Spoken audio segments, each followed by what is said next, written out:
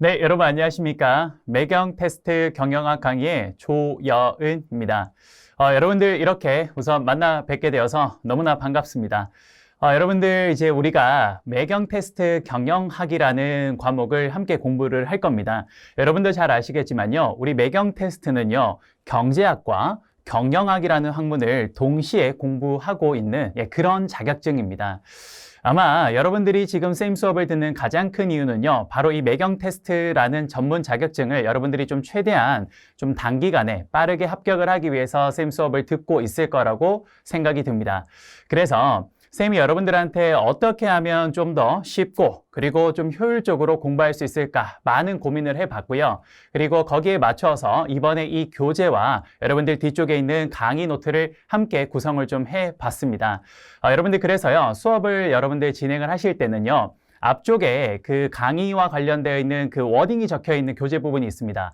그 부분은 잠시 접어두고요. 우리 뒤쪽에 강의 노트 있는 부분들을 여러분들과 함께 쌤이 좀 펼쳐서 이렇게 강의를 진행하면 가장 좋지 않을까라는 생각이 듭니다. 여러분들이 아마 이 시험을 통해서 가장 원하는 건 아마 이 시험이 최종 목적지가 아닐 겁니다. 이건 지금 매경 테스트라는 자격증은 여러분들이 가고자 하는 어떤 그 목적지의 하나의 과정이자 혹은 자그마한 디딤돌이 되지 않을까 싶은데요. 여러분들이 나중에 이 금융권에 취업하고 싶어 하는 친구들이 많아서 이 시험을 볼 겁니다. 쌤이 이제 여러분들한테는 현재는 여러분들한테는 선생님이지만 나중에 여러분들이 금융권에 취업을 하게 된다면 사실 쌤은 여러분들한테 있어서 금융권 선배죠. 그래서 여러분들이 가고 싶은 그 산업 분야 거기에 먼저 경험을 했던 선배로서 여러분들께 경영학을 가르칠 때 산업 현장에서는 혹은 금융권에서는 이러한 경영학이 이 부분의 내용 이론들이 어떻게 적용되는지도 제가 군데군데 좀 설명을 드리도록 하겠습니다. 아시겠죠? 그래요. 그러면 이렇게 해서 우리가 매경 테스트 경영학을 이제 첫 번째로 출발을 좀 해볼까 합니다. 아마 좀 짧지만은 않을 것 같아요. 이 경영학이라는 학문 자체가 말 그대로 기업의 활동을 이거를 이제 학문으로 만든 그런 학문이다 보니까 아마 좀 시간이 조금은 걸릴 것 같습니다. 하지만 그 여정 기간 동안 여러분들 절대 지루하지 않고 여러분들이 쉽고 재미있고 경영학 듣기만 들어도 좀 짜증났는데 왠지 어려울 것 같은데 특히 경영학 할 때 가장 어려운 게 뭡니까? 회계 어떻습니까? 이렇죠. 숫자 이런 거. 고등학교 때 내가 문과여서 내가 수학이 싫어서 내가 지금 대학교 여기 왔는데 와서 수학을 더 하고 있다니. 근데 너무 걱정 안 하셔도 됩니다. 그 회계라는 과목 자체가 기존에 이제 가르치던 그 공부 방법들이 워낙 어렵게 가르쳐서 그런데 절대 어렵지 않아요. 여러분들 회계는요. 쉽게 예를 들면 우리 기업에서 우리 용돈기 입장이라고 보시면 됩니다. 여러분들 어렸을 때 용돈기 입장 써봤죠? 그거랑 똑같다고 보시면 돼요. 그렇게 한번 접근을 하면 될 겁니다. 어쨌든 그 긴 어떤 여정 동안 여러분들이 군데 좀 재미있는 이야기도 좀 해드리면서 특히 제가 여러분들의 금융권 선배로서 이런 산업 현장에서는 이런 내용은 이렇게 쓰입니다라고 좀 중간중간에 에피소드도 많이 말씀드리겠습니다. 그리고 제가 겪었던 것도 좀 설명을 드리죠. 그렇게 해서 처음부터 끝까지 조금 짧지 않은 여정이긴 합니다만 우리가 천천히 하나씩 좀 진행을 하다 보면 어느 순간 목적지에 도달해 있을 것 같아요. 아시겠죠? 그러니까 너무 걱정하지 마시고 우리 수업을 지금부터 하나씩 좀 진행을 해 보도록 하겠습니다. 아시겠죠? 자, 그러면 오늘은 여러분들 우리 첫날이잖아요. 그쵸? 우리 첫날이니까 우선 이래요. 쌤도 우선 가장 먼저 경영학이라는 학문을 바로 들어가면 좋을 것 같긴 합니다. 우리 경영학에 이제 과목들이 몇 가지 있는데 그 과목들이 이제 사실 우리 매경 테스트에 다 나오죠. 그걸 이제 하나 바로 들어가면 좋을 것 같긴 한데 말씀드린 것처럼요. 쌤은 어떤 과목들을 가르쳐도 항상 처음에 큰 그림을 그려드립니다. 이 경영학이라는 과목이 왜 이렇게 생겼구나라는 걸 한번 좀 설명을 드려요. 그래서 그걸 우선 오늘 첫 번째 오리엔테이션 시간에 설명을 좀 드려볼까 합니다. 아시겠죠? 그래서 우리 오늘 그 첫 번째로 경영학의 개요. 그럴싸한 말 같은데 별거 없어요. 뭡니까? 그냥 경영학이란 게 뭔지 전반적으로 한번 설명드려볼까 합니다. 아시겠죠? 여러분들 요 내용은요. 어려운 내용이 아니에요. 되게 재밌습니다. 특히 쌤이요. 많은 대학에서 경영학이랑 경제학 과목을 많이 강의를 하고 있거든요. 근데 학생들이 쌤 수업 중에 좋아하는 포인트들이 몇 개 있는데 그중에 경영학 수업 중에 가장 좋아하는 포인트 중에 하나가 지금 우리 오리엔테이션 지금부터 시작할 경영학의 8대 과목의 유기적 연결관계에 대해서 설명하는 거. 요걸 학생들이 굉장히 좋아합니다. 예, 그래서 여러분들 편안하게 여러분들 지금 강의 노트를 펴놓고 계시겠지만 신경 쓰지 말고 편안하게 모니터만 바라보면서 여러분들 마치 제가 할아버지까지는 아니잖아요. 그렇죠? 여러분들 약간 여러분들보다 약간 나이가 많은 오빠 혹은 형으로서 여러분들한테 좀 편안하게 옛날 이야기 들려드리듯이 한번 해보도록 하겠습니다. 제가 역사 가르치시는 설민석 선생님만큼 막 이렇게 전국에 계신 여러분 안녕하십니까? 설민석입니다. 이렇게까지는 못하겠지만 여러분들 최대한 좀 재미있게 그렇게 한번 해보도록 하겠습니다. 그러니까 여러분들 펜 놓고 그냥 화면만 보면서 기업 경영학의 그 과목들이 이런 과목들이 어떻게 유기적으로 연결되는지를 편안하게 한번 보시면 될 것 같습니다. 그리고 특히나 쌤이 개인적으로 생각할 때 우리 수업의 전체 커리큘럼 중에서 쌤이 개인적으로는 가장 중요한 시간이 오늘이 아닐까라는 생각이 좀 듭니다. 아시겠죠? 그래서 지금부터 경영학의 8대 과목에 대해서 한번 설명을 드려보도록 하겠습니다. 자, 여러분들 이건 이제 어디 있는 건 아니고요. 이건 쌤이 이제 만든 거예요. 제가 이제 대학교 때 경영학이라는 과목을 공부를 했죠. 저도 이제 전공을 했으니까 공부를 했고요. 그 다음에 이제 제가 산업에서 금융산업 현장에서 이제 주식을 하면서 다양한 경제나 경영 관련된 것들을 좀 많이 분석을 했습니다. 특히 여러분들 나중에 주식을 하시게 되면요. 그 기업 분석이라는 걸 되게 많이 하게 돼요. 그 과정에서 이 산업에 대해서 굉장한 이해도가 높아집니다. 예를 들어서 뭐 제약회사를 내가 좀 분석을 한다. 그러면 제약 산업이 어떻게 구성되어 있고 그 제약 산업 중에서 어떤 회사들은 무엇을 만드는지 뭐 이런 것들을 굉장히 많이 공부하게 돼요. 예. 또 예를 들어서 자동차 회사, 그럼 자동차 산업에 대해서 공부를 하고 그 안에서 자동차 회사들이 어떤 식으로 현재 경영을 하고 있는지 이런 것들을 공부하게 됩니다. 제가 그래서 학부 때 경영학 공부하고 그 다음에 이제 직장은 금융회사를 다녔고 현재는 제가 이제 경제학을 전공을 하고 있습니다. 제가 이제 주 전공이 세부 전공이 이제 응용거시, 거시경제학을 주로 많이 하고 있습니다. 특히 거시 쪽에서도 그 수학이랑 통계를 기반으로 해서 경제를 분석을 하는 우리 흔히 말해서 이코노메트릭스라 그래서 이제 계량 경제학이라고 있는데 말만 들어도 싫죠. 수학과 통계 그렇습니다. 그거를 하고 있어요. 저는 가끔 학교에서 지도 교수님과 공부를 하다 보면요. 내가 경제학과에 진학을 했는지 수학과에 진학을 했는지 가끔 헷갈릴 때가 있어요. 혹시 다음번에 제가 나중에 촬영을 할 때 혹시 제가 기회가 된다면 제가 지금 현재 석사 과정에서 노트로 쓰고 있는 거 한번 보여드리고 싶네요. 거기에는 한글이 하나도 없습니다. 그럼 영어가 있냐? 아니에요. 오로지 숫자와 기호밖에 없어요. 현재는 그런 걸 전공을 하고 있습니다. 그래서 이제 제가 봤을 때 경영도 한번 공부해봤고 경제도 공부해봤고 그리고 이런 이론을 공부한 걸 바탕으로 산업 현장에서 경험도 있다 보니 제가 생각할 때는요. 기업 경영의 8대 과목이라는 게 있는데 이건 누가 만든 게 아니라 제가 이런 다양한 경험과 이론들을 공부하다 보니까 내가 현실에서 실무에서 이런 것들을 한번 하다 보니까 이게 왠지 이 8개 과목이 이렇게 구성되지 않을까라는 생각이 좀 드는 겁니다. 그래서 제가 거기에 맞춰서 한번 학생들한테 이야기를 해보면 어떨까라고 생각이 좀 들어서 제가 한번 만들어 본 거예요. 제가 이제 만든 거고 이걸 실제 학생들한테 많이 좀 설명을 좀 많이 했었는데 학생들이 굉장히 좋아하더군요. 참고로 이제 이걸 제가 이제 쭉 설명을 드릴 텐데 아마 혹시 제 수업을 듣고 있는 친구들 중에 경영학과 친구들이 있으면 아마 수업 듣고 나면 요 생각이 들 거예요. 이걸 내가 1학년 때 알았더라면 라는 생각이 좀 들 겁니다. 그래요. 제가 이거 항상 경영학과 가서 많이 설명을 하는데 친구들이 뭐라고 하냐면 이걸 내가 만약에 1학년 때 알았더라면 그럼 경영학을 훨씬 더 좀 짜임새 있게 공부할 수 있지 않았을까라는 생각이 든다. 이런 얘기를 되게 많이 해요. 그리고 이걸 내가 1학년 때 알았더라면 좀 더 경영학에 대해서 관심을 좀 더 가지면서 공부했을 것 같은데 라는 생각이 그런 이야기를 제가 굉장히 많이 듣습니다. 그래서 여러분들 오늘 요 내용이 딱 한번 들어보시면 요 8개 과목이 왜 기업 경영에서 요 8개 과목들이 어떻게 쓰이고 요게 왜 우리 경영학과에서 배우는지에 대해서 공부를 알게 될 거예요. 한번 볼게요. 자, 여러분들 우리 매경 테스트에서 쌤은 이제 경영학 파트를 담당을 하죠. 그러다 보니까 경영학의 세부 과목이란 걸 쌤이 지금 여기 앞에 가져왔어요. 쌤은 요걸 뭐라고 하냐면 제 스타일로 경영학의 8대 과목이라고 명명하고 있습니다. 제가. 그런데 그럼 요 8대 과목이 뭐냐? 자, 요 8대 과목이요. 바로 우리 매경 테스트에 나오는 과목들입니다. 근데 여기에서 딱 하나가 안 나와요. 어디냐면요. 여러분 여기 4번 보이시죠? 생산 운영 관리. 요게 우리 매경 테스트 시험에서는 안 나와요. 예. 그러다 보니까 요 내용을 사실 쌤이 삭제를 할까 되게 고민을 많이 했는데 어쨌든 여러분들은 매경 테스트만 따실 분들이 아니잖아요. 그렇죠? 여러분들이 이거 합격하고 나면 뭐 해야 돼요? 여러분들은 우리 국가의 큰 일꾼이 되셔야 되는 그런 금융권의 멋진 일꾼이 되셔야 되는 분들이니까 그래서 이제 제가 논리 흐름상 이 4번 부분이 생산 운영 관리라고 적혀있는 이 부분이 매경 테스트에는 안 나오지만 그래도 살짝 언급은 하고 가는 게 논리 흐름상 맞을 것 같아서 그래서 쌤이 여러분들 정말 죄송합니다만 여러분들의 시간을 한 20분 요 정도는 좀 뺐을 것 같아요. 요 4장을. 그래서 여러분들 요 4장도 함께 좀 들어봐 주시면 좋을 것 같습니다. 아시겠죠? 그럼 요 8개 과목이 뭐다? 우리 매경 테스트에 나오는 거구나. 이렇게 생각을 하시면 될 것 같아요. 혹시 지금 쌤 수업을 듣고 있는 친구들 중에 경영학과 학생이 있다면요. 이렇게 얼핏 딱 보면 어떤 생각이 딱 드냐면요.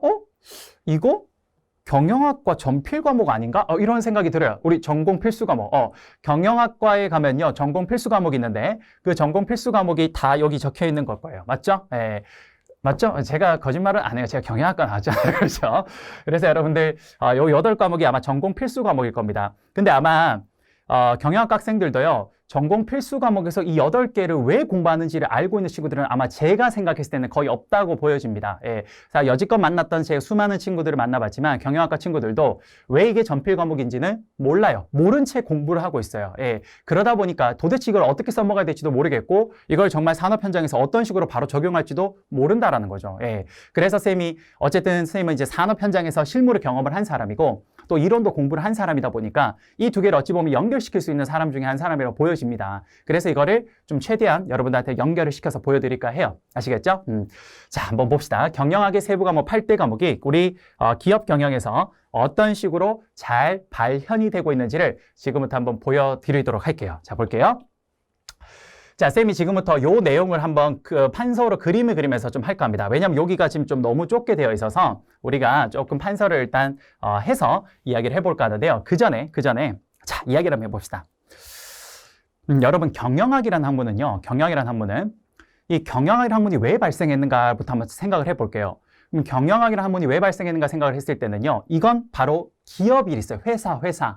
이 회사가 말 그대로 어떠한 활동들을 하는데 그 활동을 효율적이고 보다 효과적으로 하기 위해서 바로 그걸 좀 서포트하는 학문이 뭐냐? 이게 바로 경영학이라는 학문입니다. 말 그대로 우리가 회사, 기업을 경영하기 위한 학문이라는 거죠. 이해되십니까?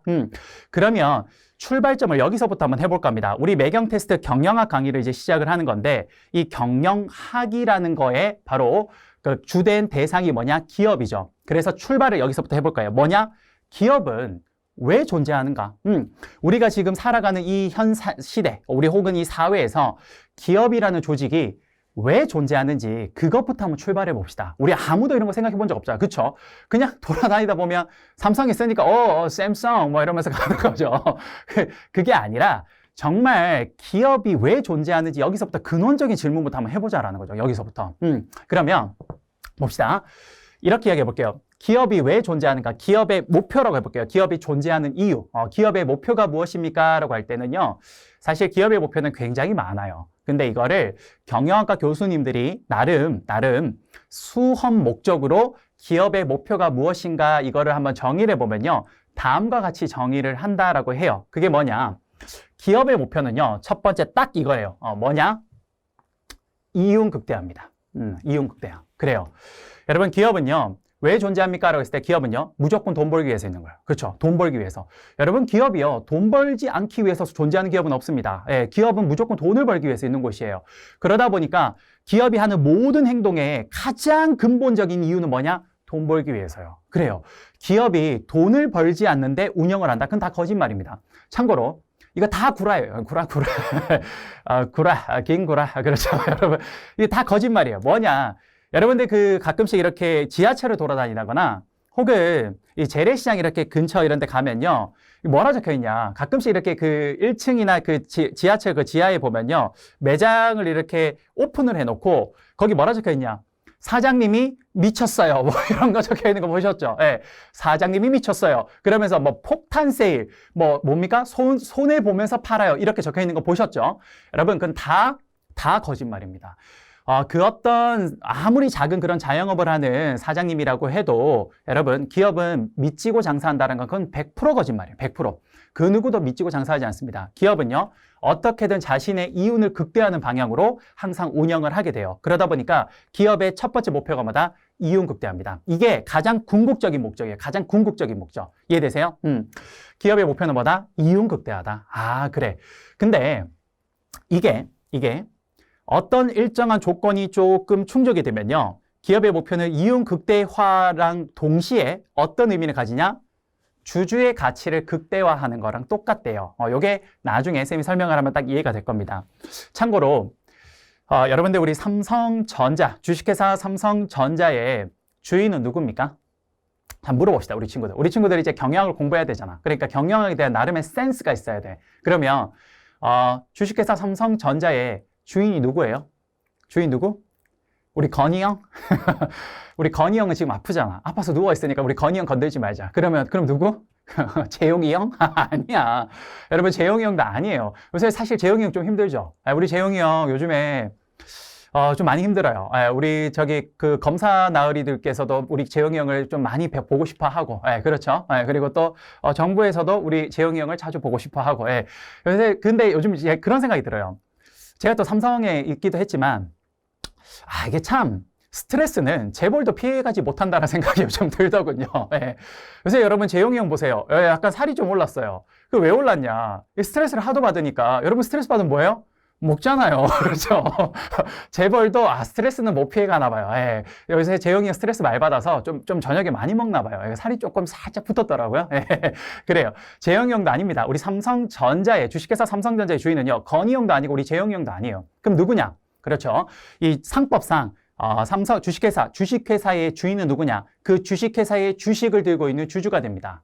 그러다 보니까 그 회사가 이윤 극대화를 하면요, 일정 조건이 딱 충족이 되면 어떻게 된다? 그렇죠. 그 회사의 주식을 들고 있는 주주의 이윤, 주주의 가치가 가장 극대화된다라고 이야기를 합니다. 나중에 설명할게요. 왜 그런지는. 그런데 또 어떤 일정한 조건이 또 딱 이렇게 충족이 되면요, 주주 가치 극대화는 곧 그 회사, 기업의 이윤을, 기업의 가치를 극대화하는 거랑 동일하다라고 이야기를 합니다. 자, 여러분들 왜 그런지는 지금부터 설명을 드려보도록 할게요. 아시겠죠?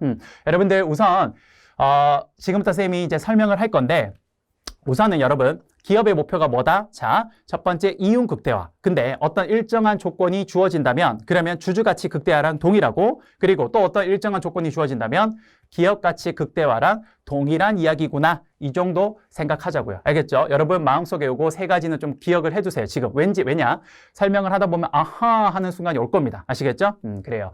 그러면 지금부터 제가 아까 좀 전에 설명을 드린 바로 이 내용, 경영학의 8대 과목이 우리 기업 경영에서 이 과목들이 왜 경영학이 우리 기업 경영을 하는 데 있어서 이 8개 과목이 어떻게 적용되고 어떻게 활용되는지 한번 지금부터 보여드리도록 하겠습니다. 그걸 어떻게 할 거냐? 바로 여기 밑에 적혀 있는 요걸 가지고 제가 설명을 드릴 거예요. 아시겠죠? 자, 한번 해봅시다.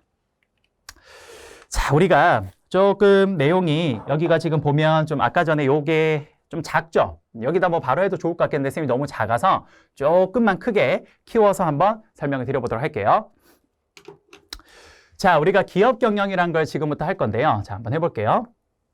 조금 여러분들 우리 오늘 첫날이니까 우리 조금 예쁘게 한번 해봅시다. 쌤도 최대한 좀 깔끔하게 하는 걸 좋아하는 스타일이라서 최대한 좀 여러분들께 예쁘게 한번 해볼까 합니다. 자, 여러분들 요거 뭐 같이 생겼어요? 우리 그 옛날에 반장 뽑을 때 발을 정자 했던 거랑 똑같죠? 그러니까 야 조연 하나, 뭐 김유미 하나, 뭐 이런 거 있잖아요. 그렇죠? 이렇게 요거 하나. 그 다음에 또 하나 뭐 그려볼 거냐면요, 이 발을 정자랑 똑같은 걸 여기다 하나 더 그려볼게요. 저기랑 똑같은 걸. 자, 여기다 한번 해봅시다. 조금 예쁘게 한번 그려볼게요, 쌤이. 자, 이렇게 하나 그리고 그 다음에 쭉 내리고 그 다음에 저기랑 똑같이. 이게 눈금이 없어서 사실 눈금만 있으면 좀 정확하게 똑같이 예쁘게 그릴 수 있을 것 같은데 그게 조금 아쉽네요. 자, 한번 해볼게요. 그래도 항상 프로는 주어진 환경을 탓하지 않고 그 환경 안에서 최선의 퍼포먼스를 내야 되니까 어쨌든 이 환경에서도 저는 최선을 다해서 여러분들께 한번 퍼포먼스를 내보도록 하겠습니다. 자, 한번 봅시다. 여기 이렇게 하나 만들고 그 다음에 여기서 선이 하나 그려져야 될 것 같아요. 아까 전에 보시면 여러분들 아마 강의 노트에 다 있을 거예요. 이렇게 쭉 가서 요게 하나, 이렇게 선이 하나 그려져 있을 거고요. 그리고 아마 그 위에 또다시 선이 하나 이렇게 있습니다. 자, 이렇게 하나 있어요. 자, 됐습니까? 자, 어때요? 약간 삐뚤긴 한데, 여러분들, 마음을 약간 이렇게 돌리시면, 그래요. 아주 바르게 보일 거예요. 됐습니까?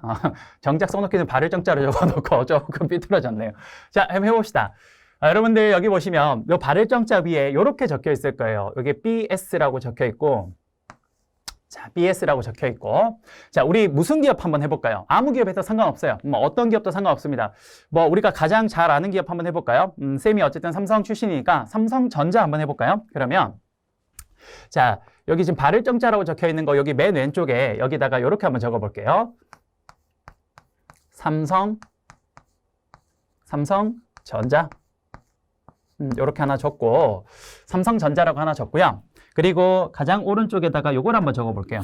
여기 우리 바를 정자 오른쪽에다가 여기다가 1월 1일 이렇게 한번 적어볼게요. 됐습니까? 자, 그 다음에 여기 쭉 이렇게 다시 오면요. 여기 딱 다시 오면요. 똑같이 한번 적어볼게요. 여기도 삼성전자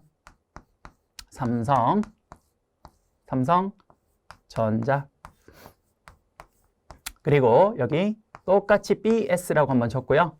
그 다음에 여기에는 제가 뭘 적을 거냐? 12월 31일이라고 한번 적어볼게요. 저기는 1월 1일이니까 연초, 여기는 뭐? 연말. 됐죠? 그 다음에 자, 여기 보시면 여기 지금 여기 위쪽에 제가 하나 더 그어놨죠? 여기에다가 이렇게 한번 해볼게요. 가운데다가 이번에는 IS라고 한번 적어볼게요. IS 이렇게 한번 적어볼게요. 됐죠? 그리고 역시 우리 똑같은 삼성전자 이야기 하는 거니까 여기 위쪽에도 제가 한번 적어볼게요. 삼성전자. 근데 제가 항상 그 경영학 강의를 할 때 삼성전자 예를 많이 들어요. 왜냐하면 뭐 여러 가지 이유가 있습니다만 가장 대중적이고 그리고 정보도 가장 많이 이렇게 기사화돼서 나오기 때문에 사실 경영학에 예제 들기가 참 좋습니다. 근데 저는 가끔 이런 생각이 들어요. 이 정도면 삼성전자에서 나 진짜 홍보대사 임명해줘야 되는 거 아닌가 이런 생각도 가끔씩 들어요. 이 정도로 홍보를 하는데 그쵸?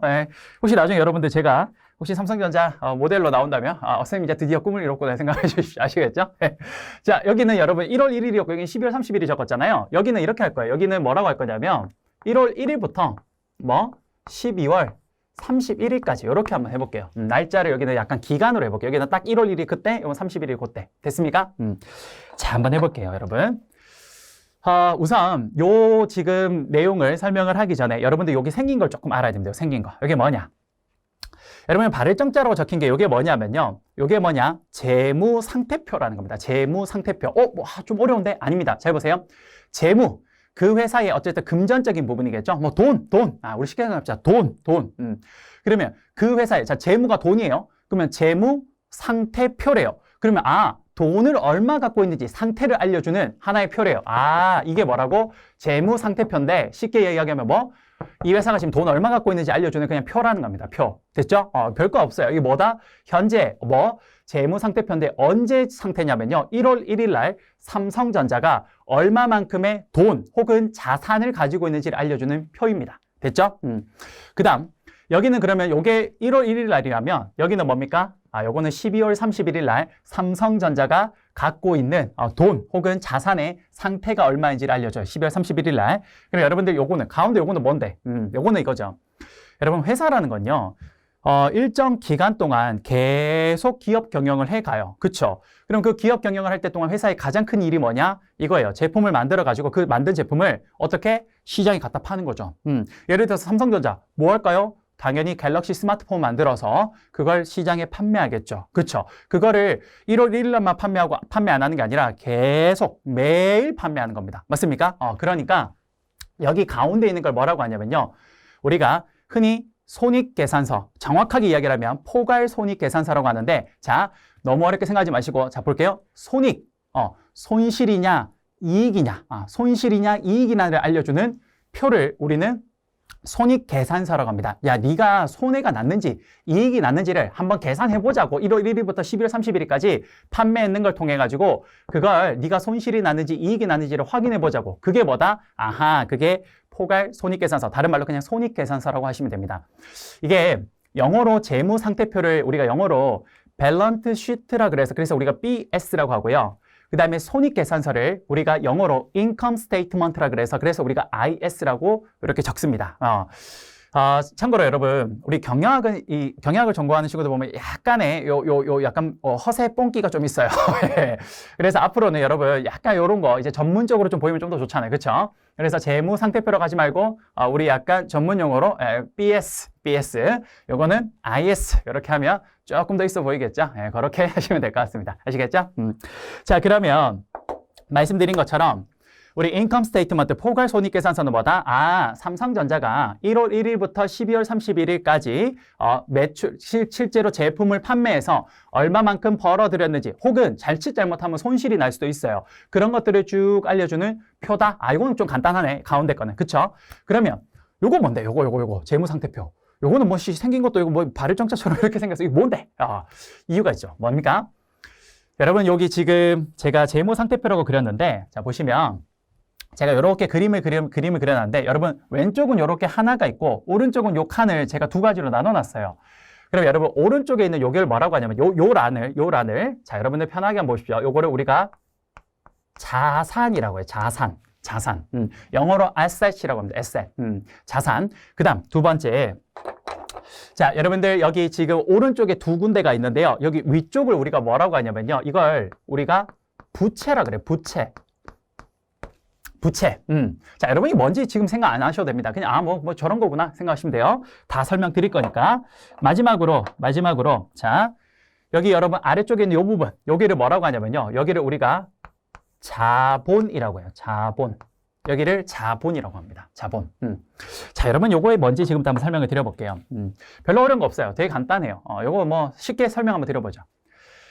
여러분들 최근에 쌤이 이제 열심히 쌤도 진짜 열심히 살거든요. 진짜 열심히 살아요. 그래서 쌤도 열심히 살아서 이제 덕분에 이제 열심히 살아서 또 근검성실하게 그렇게 살아와서 나름 이제 돈을 조금 모았습니다. 이제 회사 다닐 때도 이제 돈을 좀 많이 모으고 해서 최근에 쌤이 이제 드디어 우리 모든 직장인들의 꿈이 뭡니까? 내 집 마련. 그렇죠. 드디어 제가 이 서울의 4대문 안에 집을 하나 마련했습니다. 박수 한번 칠까요? 그래요. 제가 얼마 전에 드디어 제 아파트를 하나 샀어요. 아파트를 하나 샀습니다. 여러분 물어볼게요. 제가 아파트를 샀는데 그 아파트 누구 거예요? 제 거죠. 제 거예요. 제 거예요. 그 아파트는 여기 있는 다른 분 것도 아니고 우리 여기 지금 촬영해 주시는 우리 PD님 것도 아니고 그 누구 것도 아닙니다. 그 누구 거예요? 제 거예요. 제 거. 그래서 제가 얼마 전에 이제 제 집을 이제 꿈을 이뤘으니까 이제 집들이도 좀 할 겸 그리고 또 조금 자랑도 하고 싶고 이래서 제 지인들을 좀 초대를 했습니다. 초대를 좀 했어요. 좀 했어요. 펌프. 그래요. 그렇게 한번 했습니다. 해가지고 이제 쭉 모았어요. 그래서 친구들이 왔는데 이제 제 친구들이 이제 쭉 집을 둘러보면서 이제 이야기를 하는 거예요. 와, 야, 집 좋겠다. 신축 아파트라서 되게 깔끔하고 좋네. 이런 이야기를 하는 겁니다. 그래서 이 친구들이 물어보는 거예요. 야, 씨, 이 아파트 얼마냐? 이렇게 물어봤어요. 제가 그 아파트 얼마 주고 샀냐면, 제가, 정확한 금액을 말씀드리긴 좀 그렇고, 그냥 대략, 뭐 서울 아파트가 지금 거의 10억 이상 하거든요. 그래서 한 10억이라고 해볼게요. 그럼 제가 뭐라고 했냐면 친구한테, 요 아파트 내가 10억 주고 샀어. 라고 이야기를 합니다. 그럼 친구들이 뭐냐고 하냐? 야, 너는 그러면 네 자산이 어쨌든 아파트 하나 가지고 있으니까 10억 정도 되네? 이 이야기를 한 거예요. 맞습니까? 여러분, 쌤이 지금 가지고 있는 이 아파트 누구 거예요? 제 거예요. 그게 뭐냐? 바로 내가 가지고 있는 것들. 자, 내가 가지고 있는 거예요. 내가 가지고 있는 게 뭐냐? 거기 자산이에요. 자산. 쌤 아파트는 누구 거예요? 쌤의 자산이에요. 요게 아까 여러분 얼마라고요? 요게 얼마라고? 요게 10억이라고. 요게 10억. 됐어요? 근데 비하인드 스토리가 좀 있죠. 비하인드 스토리가 좀 있습니다. 뭐냐? 쌤이 지금 아파트 10억짜리 가지고 있는 건 맞아요. 근데 어쨌든 여러분 제가 저 아파트를 살려면 10억이라는 돈이 있어야 살 수 있었어요. 맞아요? 그러면 요 10억 어떻게 마련했냐? 그게 이제 중요한 거예요. 그게 내가 지금 이 10억이라는 돈을 마련을 해서 집을 사서 그게 내 자산인 건 알겠는데 근데 그 10억을 정말 어떻게 돈을 마련해서 10억을 가지고 저 자산을 샀냐는 거죠. 예를 들어서 쌤이 만약에 BTS다. 미안합니다. 아미한테 또 맞아 죽겠네. 어쨌든 제가 만약에 BTS다. 제가 만약에 BTS라면 그러면 요즘 BTS는요, 사실 그 휴식기 때 한번 움직이면 장난 아니에요. 부동산 시장이 들썩들썩한데요. 왜? 돈이 너무 많으니까 이 친구들은 어떻게 하냐면 그 자기가 번 돈 가지고 그냥 다 사는 거예요. 예를 들어서 30억짜리 아파트가 있다? 그러면 자기가 그냥 정산받은 돈이 뭐 한 200억 정도 되니까 거기서 자기 돈만 가지고 그냥 30억 떼가지고 이거요. 이렇게 사는 거죠. 예. 그럼 뭐다? 그때는 내 아파트 10억이 다 돈을 어떻게 마련한 거야? 다 내 돈으로 마련한 거야. 내 돈으로. 그쵸? 근데 쌤은 BTS가 아니잖아요. 그쵸? 쌤은 BTS가 뭡니까? 그냥 저는 S도 아니에요. S도. 그래서 저는 이제 그 정도로 돈이 없어요. 그러다 보니까 제가 저걸 살 때 어떻게 샀냐면요. 이렇게 샀어요. 이렇게. 그 당시에 쌤이 이제 저 집을 살 때 대략 쌤이 가지고 있었던 돈이 한 6억 정도 가지고 있었습니다. 6억. 6억 정도 가지고 있었는데 그 돈 가지고는 이 아파트를 못 사죠. 10억짜리니까. 그쵸? 그래서 제가 어떻게 했냐? 그렇죠. 우리 전 세계에 있는 그 은행들. 그 은행에 갔어요. 예, 은행에. 그 모 은행에 가서 저기요, 제가 아파트를 좀 사고 싶은데 지금 10억짜리 아파트인데 제가 6억을 가지고 있습니다. 그러니까 한 4억 정도 대출이 될까요? 라고 했더니 이제 은행에서 이것저것 조사를 많이 하죠. 예, 그렇게 조사를 해서 결국 이제 제가 나름 뭐 신용도도 높고 나름 이제 뭐 이런 소득이나 이런 게 괜찮으니까 알겠습니다. 그러면 4억 정도 대출해 드리겠습니다. 라고 해서 그래서 저는 은행 돈 4억을 빌려서 제 돈 6억이랑 합쳐서 그래서 10억을 마련했던 거예요. 이걸 가지고 10억짜리 아파트를 산 거죠. 이해되십니까? 바로 이겁니다, 여러분. 뭐냐? 여러분, 부채 딱 들어봐도 뭡니까? 이건 남의 돈이죠. 남의 돈. 그래요. 이게 뭐냐? 은행에서 빌린 돈이라고 보시면 돼요. 그러면 내가 아파트 10억짜리를 살 때 은행으로부터 4억을 빌리고 그 다음에 내 돈, 요게 뭐냐? 자본이 뭐냐? 내 거, 진짜 내 거. 진짜 내가 가지고 있는 돈. 요게 뭐다? 제가 아직 가지고 있던 6억이에요. 결국 여러분, 요 재무상태표라는 건 뭘 알려주는 거냐면요. 바로 이겁니다. 왼쪽은요. 자, 선생님이 가지고 있는 자산, 그 아파트, 쉽게 말하면 여기서는 삼성전자가 가지고 있는 자산이 여기 오는 거예요. 삼성전자가 가지고 있는 자산은 굉장히 많아요. 대표적으로 뭐가 있습니까? 뭐 부동산, 땅 같은 것도 가지고 있죠. 여러분들 지금 우리 쌤이 지금 촬영한 여기가 강남인데요. 여 강남 바로 지금 우리 촬영 스튜디오 여기 바로 옆쪽에 가면 쌤이 젊음을 못 맞췄던 그 S 회사가 거기 있습니다. 삼성 회사가 거기 있죠. 그룹이. 제가 거기에서 항상 근무를 했었는데 거기에 이제 가면 그 삼성타운이라고 있죠. 예, 그게 전부 다 삼성 겁니다. 그러니까 삼성의 그 땅 같은 것들 그게 전부 다 여기 해당돼요. 또 뭐 있습니까?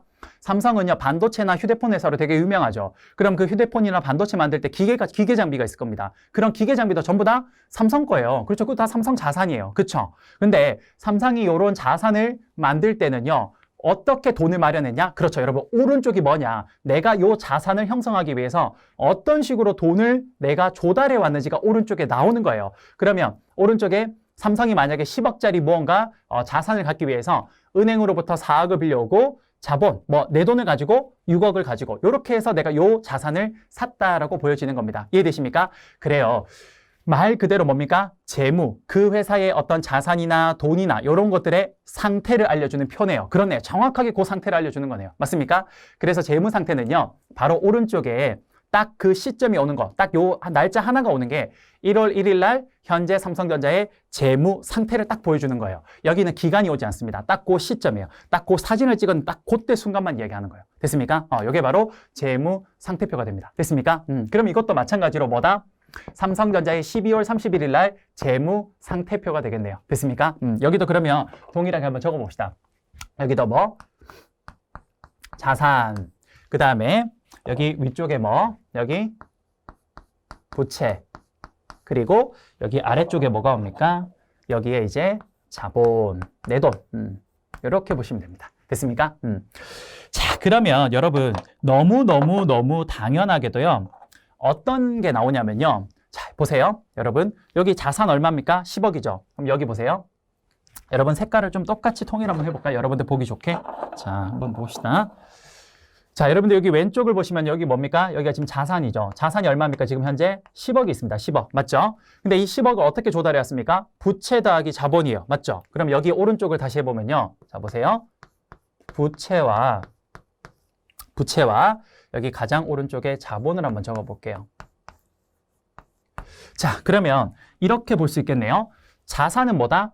자산은 부채 플러스 자본이라고 볼 수 있겠네요. 맞습니까? 자, 여기 10억은 뭐다? 4억 더하기 6억. 맞습니까?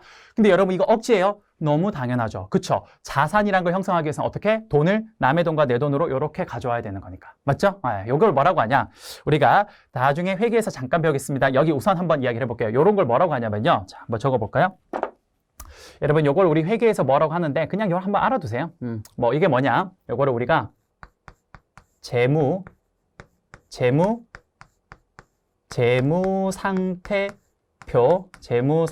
뭐라 그런다? 등식이라고 합니다. 등식. 재무상태표 등식이라고 이야기를 해요. 재무상태표 등식이 뭐다? 아, 자산은 부채 플러스 자본이구나. 아, 뭐? 내 아파트는 남의 돈 4억 빌렸고 내 돈 6억 가지고 산 거다. 이 이야기 하는 겁니다. 이해되십니까? 오케이. 됐어요. 그러면 이제 여러분들 이 표를 보는 거 알았으니까 이제 지금부터 본격적으로 8개 과목을 한번 이야기해 봅시다. 간단하게 쫙 한 번에 펼칠 수 있을 겁니다. 한번 봅시다. 여러분들 회사라는 곳에 들어가 보면요. 회사에서 가장 중요한 두 사람이 있습니다. 그 사람들이 누구냐면요. 우선 첫 번째, 그 회사의 CEO가 있고요. 그 다음에 그 CEO를 이제 보좌해주는 CFO라는 사람이 있습니다. 여러분, CEO는 최고 경영자로서 우리 회사가 나아가야 될 길을 보여주는 사람이라고 한다면 CFO는 누구냐? 바로 이 CEO가 어떤 사업에 투자를 할 때 돈이 필요하죠. 그 돈을 조달해오는 사람을 우리는 CFO라고 해요. 예, 그래서 일반적으로 CFO에 내가 딱 들어가면요. 그 다음 내가 CEO로 바로 올라간다라고 이야기를 많이 해요. 선생님이 회사를 다녀보니까 가장 중요한 두 사람은 최고 경영자 CEO랑 그 다음에 누구? 최고 재무 담당자, 돈 이렇게 조달해오는 CFO가 제일 중요한 사람 같아요. 그러면 이게 지금 뭐다? 삼성전자의 모습이잖아요. 그 재무의 상태잖아요. 그럼 그 두 사람을 여기서 한번 위치를 시켜본다면 뭐 저는 이렇게 보여져요. 뭐냐? 예를 들어서 CEO랑 CFO를 여기서 위치를 시킨다면 회사의 가장 중요한 두 사람이다 보니 이 회사에서 위치를 할 때 당연히 전체를 바라볼 수 있게 여기 가운데 여기 이렇게 와야 될 거예요. 이렇게 여기 가운데 위치해야 됩니다. 그러면 그 두 사람을 한번 위치시켜 볼게요. 첫 번째, CEO는 가장 높은 사람이니까 일단 여기 제일 위에 여기 CEO 여기 됐죠? CEO. 그 다음에 최고 재무 담당자는 CFO. 이렇게 해볼게요. 왜냐하면 CEO가 서열 1위고 이 사람은 2위니까 이렇게 놔둬보겠습니다. 됐습니까? 어쨌든 두 사람은 회사의 가운데 위치해야 돼요. 전체를 봐야 되니까. 됐죠? 자, 그러면 이렇게 되는 거예요. 잘 보세요. 연초에 1월 1일 날 이렇게 회사가 첫 번째 스타트를 시작을 합니다. 어떻게? 여러분도 나중에 사업을 하신다면 바로 이런 과정을 다 거치게 될 거예요. 자, 보세요. 내가 처음에 이제 연초에 어떤 회사를 시작을 해요. 혹은 뭐 있는 기업이라고 해도 어쨌든 새로운 사업을 시작을 하려고 합니다. 그러면 무슨 사업을 시작을 하려면요. 당연히 뭐가 있어야 되냐? 돈이 있어야 돼요. 돈이. 그러면 돈을 어떻게든 조달을 해와야 된대. 가져와야 될 텐데 그걸 어떻게 하냐? 그걸 하는 사람이 CFO예요. 최고 재무 담당자. 이 사람이 어떻게 하냐? 이렇게 하는 거예요. 자, 보세요. 이 사람이 밥만 먹고 맨날 생각하는 게 뭐냐? 야, 돈을 조달해 와야 되는데 이게 남의 돈이랑 내 돈이랑 그러니까 우리 회사가 갖고 있는 돈이랑 그다음에 은행으로 빌리는 돈이랑 이 두 개를 어떻게 적절하게 조화를 시켜오면 그러면 가장 저렴하게 가장 싸게 빌려올 수 있을까? 요걸 생각을 하는 거예요. 돈을 사용을 할 때. 그래서 CFO는 항상 뭐다? 요 남의 돈을 빌려오는 것과 내 돈을 얼마만큼 활용할지 요 비율 예를 들어서 여러분 요 지금 적혀있는 요 가로의 축이 있죠. 요걸 살짝 위로 올리면 어떻게 됩니까? 그렇지. 남의 돈을 조금 쓰고 내 돈을 많이 쓰는 케이스고 요걸 쭉 내리면 남의 돈을 많이 빌려 쓰고 내 돈을 조금 쓰는 거죠. 바로 요 적정 비율을 늘 체크하는 사람이 누구냐? 그게 바로 CFO가 하는 겁니다. 그래서 CFO는요. 첫 번째 어떻게 합니까? 그렇죠. 여기 남의 돈과 내 돈 요거를 적정 비율을 얼마만큼 했을 때 가장 저렴하게 가져올 수 있을지를 생각하는 사람이 누구다? CFO가 되는 겁니다. 최고 재무 담당자. 됐습니까? 우리가 무슨 사업하려면 당연히 뭐 있어야 돼요? 돈이 있어야 돼요. 됐습니까? 네. 그래서 요거를 우리가 이렇게 한번 해봅시다. 요 과정을 뭐라고 하냐면요. 돈을 빌려오는 과정이라 그래서 요걸 자금 조달 의사결정이라고 합니다. 그냥 자금 조달이라고만 적어볼게요. CFO는 남의 돈과 내 돈을 어떤 비율로 가져왔을 때 가장 좋을지를 딱 요거 체크를 하는 거죠. 됐습니까? 자, 이렇게 하고 난 뒤에 CFO는 요 비율만 딱 정해가지고 돈을 조달만 해오면 CFO가 해야 되는 일은 다 끝난 거예요. 그 다음에 이제 뭐 해야 되냐? CFO가 이 조달해온 돈을요, 이렇게 하는 거죠. 자, 돈을 이만큼 조달해와요. 그럼 어떻게? 요 돈을 이제 사장님한테 줍니다. 사장님, 제가 돈 이렇게 가져왔으니까 받아주세요. 이렇게 던집니다. 그러면 사장님이, 어이쿠 하면서 받겠죠. 그럼 사장님이 여기 지금 CFO가 이렇게 제공한 돈을 CEO가 딱 받게 될 거예요. 됐습니까? 그러면 이제 CEO는 이제 돈이 이제 쩐이 이제 딱 두둑하게 호주머니에 있죠. 예, 그러면 CEO가 이제 이 돈을 가지고, 야, 제가 보니까 이래요. 회사 사장은요, 어쨌든 배에서 선장이에요. 우리 이 배의 선원들이 올바른 쪽으로 항해할 수 있게 그거를 정확하게 키를 잡아줘야 됩니다. 그러니까 CEO는 항상 그래서 고심이 많아요. 여러분들 그 회사 사장님도 보면 진짜 되게 널널해 보이고 별거 없어 보이잖아요. 근데 그 사람들이 되게 노는 게 아니에요. 그 노는 시간이 계속 고민하는 거예요. 아, 이거 뭘 해야 우리 회사가 더 발전할 수 있을까? 이걸 생각하는 거죠. 그래서 CEO는요, CFO가 조달해온 그 돈을 호주머니에 딱 놓고 이 돈을 가지고 어느 쪽에 투자할지를 장고합니다. 오랜 기간 동안 고민을 해요. 그렇게 해서 보니까 요 사업에 투자를 하면 앞으로 우리 회사가 잘 나가겠구나. 이렇게 생각을 하게 됩니다. 그게 뭐냐? 바로 이거죠. CEO가 바로 우리가 어떤 사업에 들어가려면 당연히 땅도 사야 되고 기계도 사야 되고 사람도 고용을 해야 됩니다. 그게 다 회사의 자산이죠. 결국 CEO는 어떻게 됩니까? 결국 CEO는 여기에서 장고 끝에 뭘 합니까? 그렇죠. 이게 투자 결정을 해요. 투자 결정을. CEO는 투자 결정을 이렇게 하게 됩니다. 됐습니까? 요게 바로 CEO가 한 거예요. 됐어요?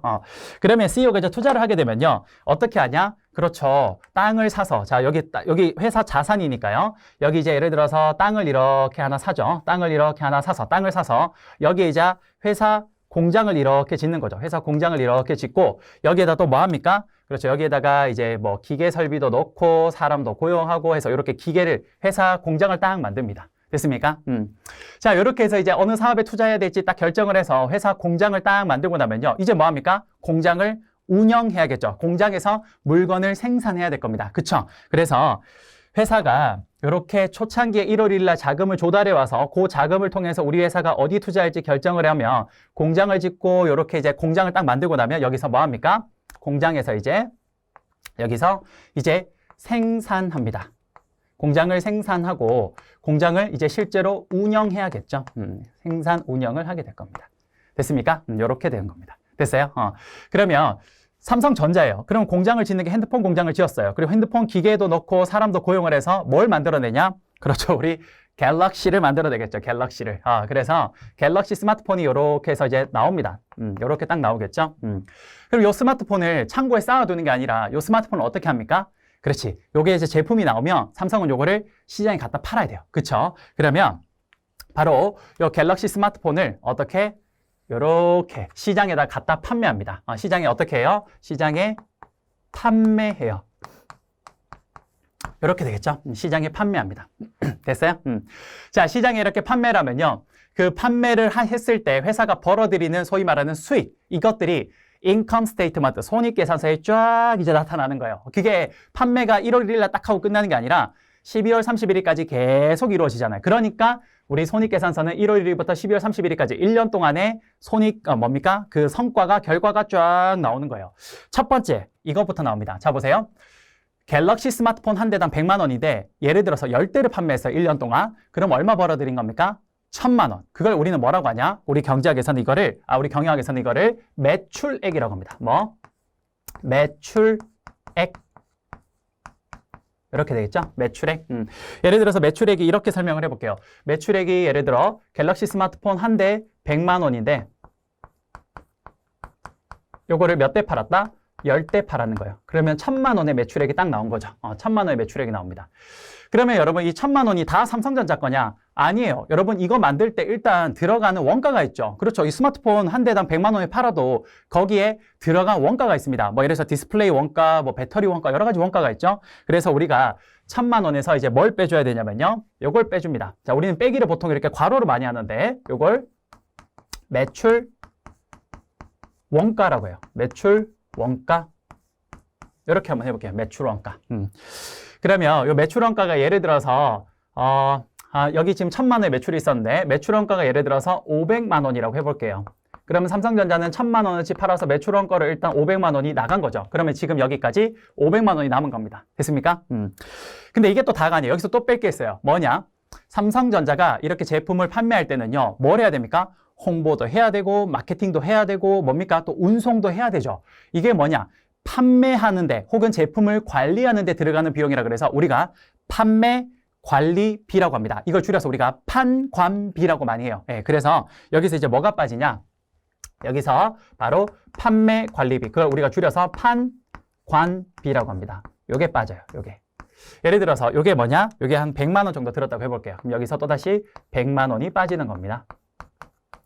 그러면 갤럭시 스마트폰 한 대 100만 원짜리 10대 팔아서 1000만 원 팔았는데 거기서 500만 원 매출원가 빠지고 그 다음에 100만 원 빠지니까 400만 원 남네요. 요걸 우리 뭐라고 하냐? 자, 여기까지를 쭉 빼면 여기까지를 뭐라고 하냐? 요게 우리가 삼성전자가 영업을 해서 벌어들인 이익이라 그래서 요걸 뭐라고 하냐? 요렇게 이야기를 합니다. 뭐? 요거를 영업 이익이라 그래요. 영업을 통해서 벌어들인 이익이다. 그래서 영업이익이라고 합니다. 지금 영업이익이 여기서 얼마예요? 1000만에서 500 빼고 100 뺐으니까 400만 원이 딱 나오네요. 그럼 이게 전부 다 삼성전자 거냐? 또 그것도 아니야. 왜? 자, 삼성전자 여기서 또 빠져야 될 게 뭐 있냐면요. 잘 보세요. 남의 돈을 빌려 썼잖아. 그치? 그럼 이거 빌려 쓴 거에 대한 대가를 지불해야 될 거 아니야. 우리가 은행에서 딱 빌려오면 그 뭐 줘야 돼?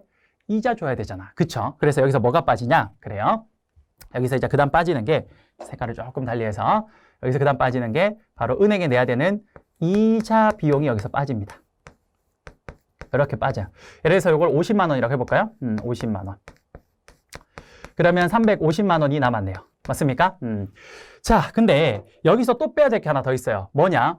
이렇게 해서 지금 350만 원 다 삼성전자 거냐? 아니에요. 지금 보면 남의 돈을 빌려서 여기에다 이자를 지불했잖아요. 근데 여기 지금 잘 안 보이는데 사실은 여기 지금 선에 딱 숨어 있는 사람이 하나 있어요. 그게 누구냐? 우리가 어떤 경제 활동을 할 때 요거 경제 활동이 잘 될 수 있게 우리 눈에 잘 보이지 않는데 그 뒤에서 이렇게 싹 서포트하고 있는 하나의 주체가 하나 있습니다. 그게 누굴까요? 정부. 정부한테 우리가 뭘 내야 됩니까? 기업도 세금 내야 돼요. 그걸 우리 법인세라고 하죠. 그래요. 그게 그래서 여기서 다 뭐가 빠지냐? 여기에 법인세가 그래서 빠집니다.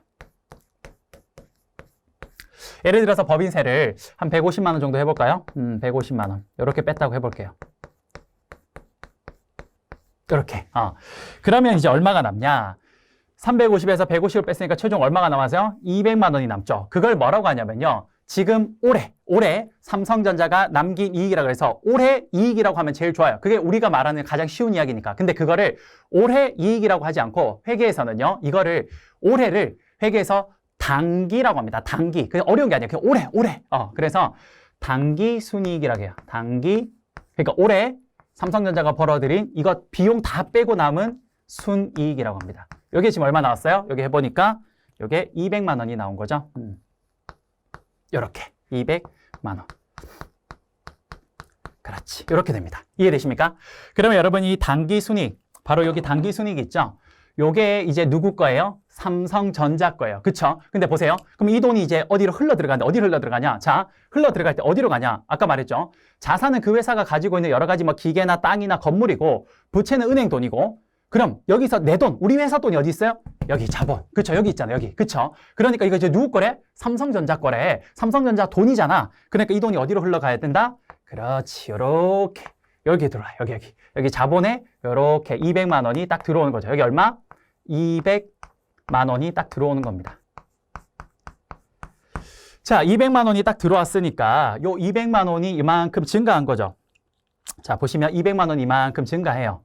근데 예를 들어서 요게 현금으로 들어왔다. 그러면 그 현금이 어디에 있냐면요. 요 자산에 여기도 현금이란 부분이 있거든요. 요 200만 원 올라온 것만큼, 자, 요게 200만 원 올라온 만큼 자산도 200만 원이 올라가야 돼요. 왜?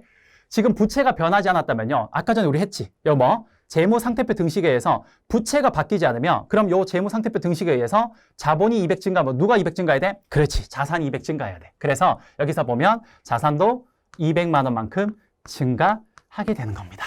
됐습니까? 길었네. 자, 잠깐만 이야기해 봅시다. 여러분들 지금 제가 여러분들 정말 우리 짧게 이야기한 거긴 합니다만 짧지는 않습니다만 짧게 이야기한 거긴 합니다만 요게 여러분 삼성전자의 실제 1월 1일부터 12월 31일까지 삼성전자가 실제로 기업이 운영되고 경영되는 거를 아주 우리가 간략하게 한번 본 거예요. 이게 뭐냐? 잘 보세요. 제가 여기에서 우리가 지금 요 과정에서 우리가 요거 지금 죄송한데 여러분 지금 지울 수가 없어서 죄송한데 기업의 목표쌤이 아까 3가지 이야기했던 거 기억나죠? 그게 왜 그런지 한번 봅시다. 자, 보시면 정말 죄송해요. 지금 지울 수가 없어서 여러분들 요 3가지 자 기억하시라고 했죠? 이윤 극대화, 주주가치 극대화, 기업가치 극대화. 요게 왜 그런지 봅시다.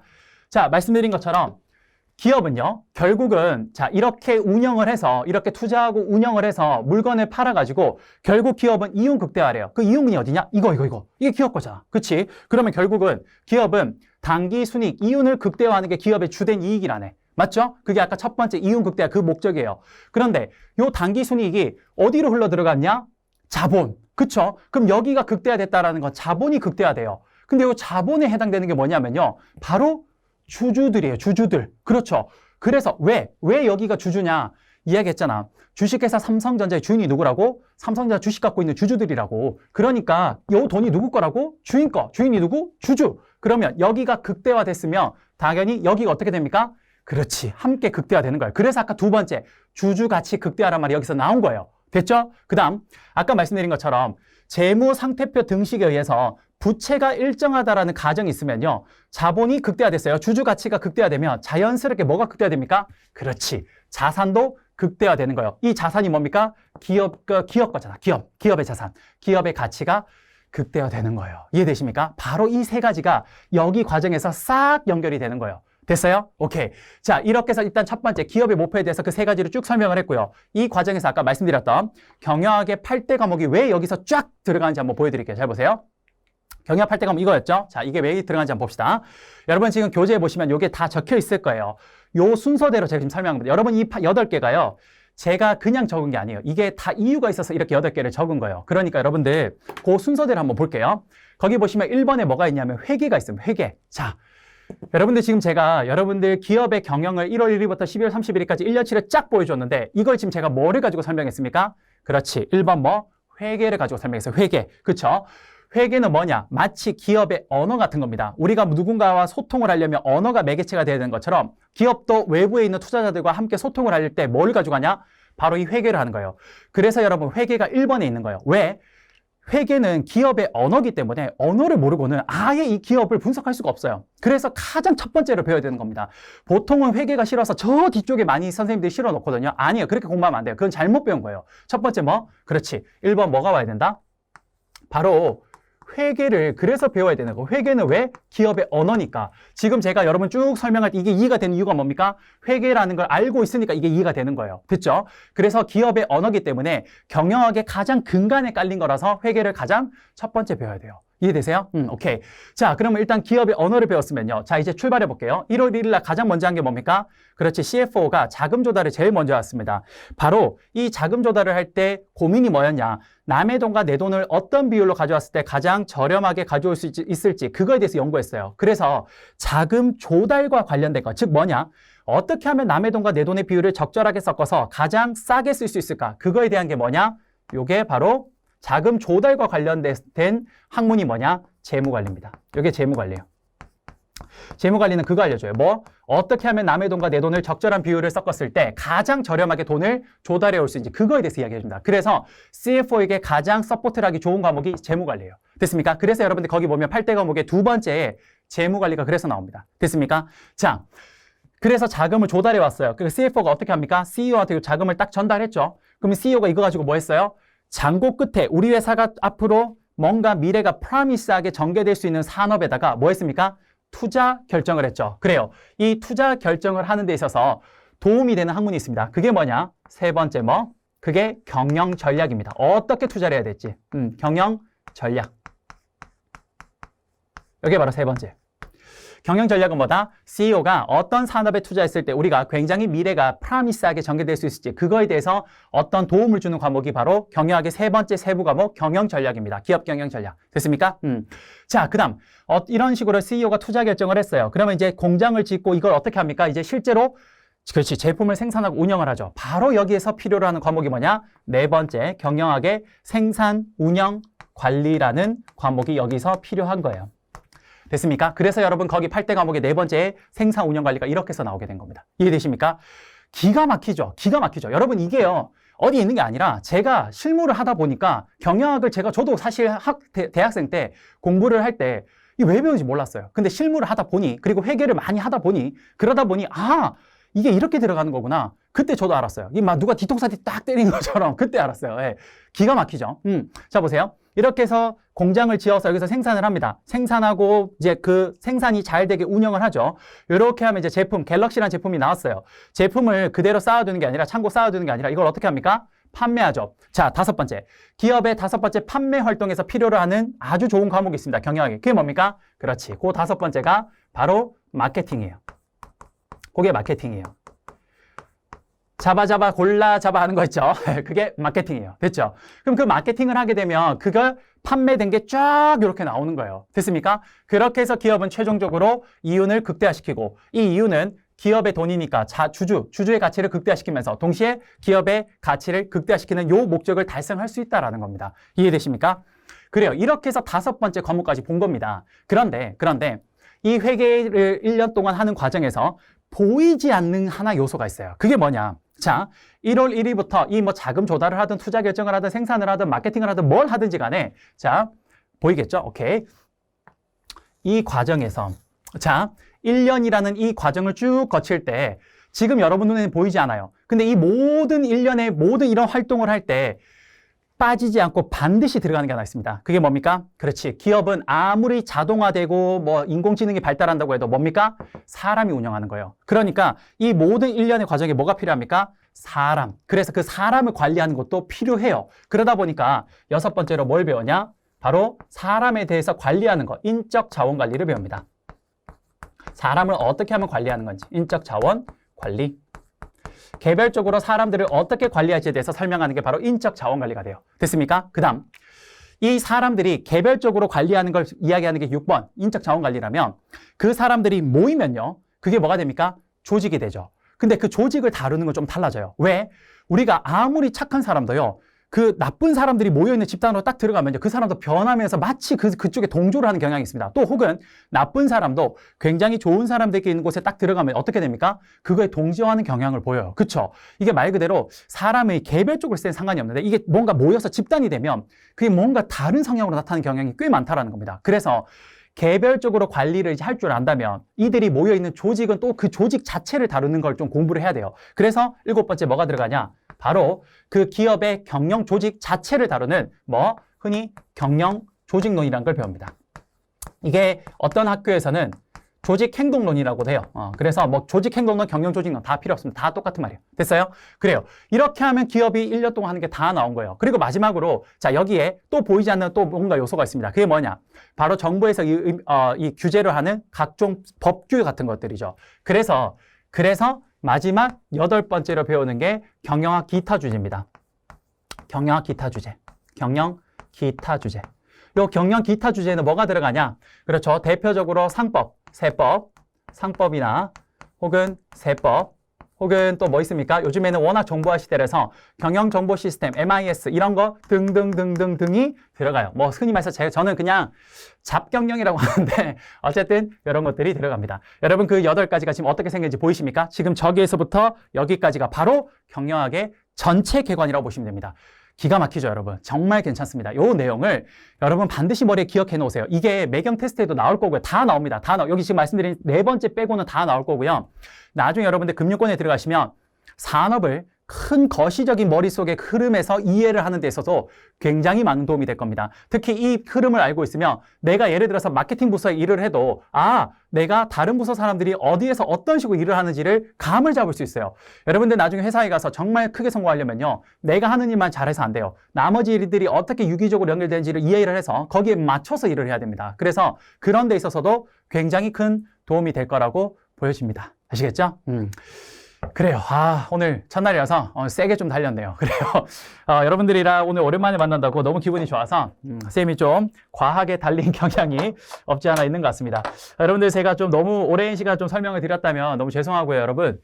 어쨌든 여러분들 우리 첫 번째 시간이라서 좀 제대로 설명을 드리고 싶었어요. 항상 우리가 첫 단추가 중요하다고 하잖아요. 그래서 우리 매경 테스트라는 그 과목을 공부를 하는 건 맞습니다만 그 전에 경영학이라는 게 도대체 뭔지 이게 제일 중요해요. 그래야 이제부터 우리가 요 세부 과목들을 하나씩 공부하는 겁니다. 그래서 이제 여러분들 어떻게 할 거냐? 전체를 배웠으니까 이제 여기 1번부터 보는 거예요. 회계, 재무, 뭐 경영전략 이 순서대로 이제 공부를 해가는 겁니다. 이게 바로 매경 테스트 전부예요. 이걸 이제 세부적으로 안에 뭐가 있는지를 공부하는 거죠. 이해되십니까? 그래요.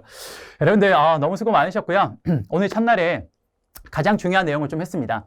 여러분 좀 바쁘시더라도요, 쌤이 지금 했던 요 내용들은 반드시 여러분들 좀 복습을 하셔서 머릿속에 좀 집어넣어 두시면 아마 여러분들 충분히 좋은 학습이 되지 않을까 생각이 듭니다. 그래요. 여러분들 수고 정말 많으셨고요. 저는 이제 다음 시간부터 본격적으로 우리 경영학의 8대 과목 중에 첫 번째 회계를 여러분들과 진행을 해보도록 하겠습니다. 너무 어렵게 생각하지 마시고요. 회계도 쌤이 이렇게 크게 쉽게 설명을 해드릴 테니까 쌤만 믿고 쭉 따라오시면 될 것 같습니다. 여러분들 수고 많으셨고요. 저는 다음 시간에 다시 찾아뵙도록 하겠습니다. 감사합니다.